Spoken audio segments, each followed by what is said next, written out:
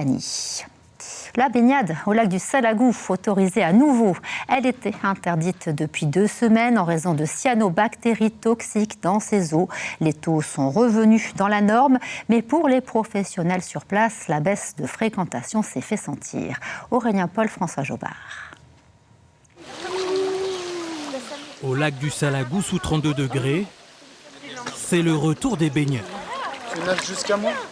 Après 2 semaines sans mettre un pied dans l'eau.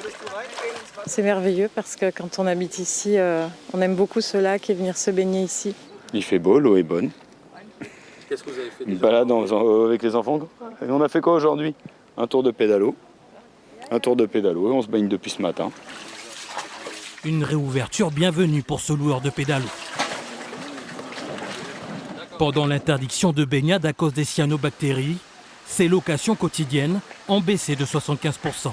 En temps normal, je pense qu'on était aux alentours des 15 locations par jour.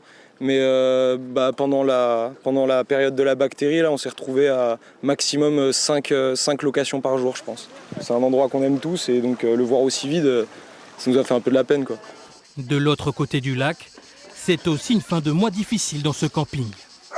Là, vous retrouvez des emplacements qui sont à nouveau un petit peu plus pleins, alors qu'il y a 2 semaines, pendant le souci du lac, ça s'était largement vidé.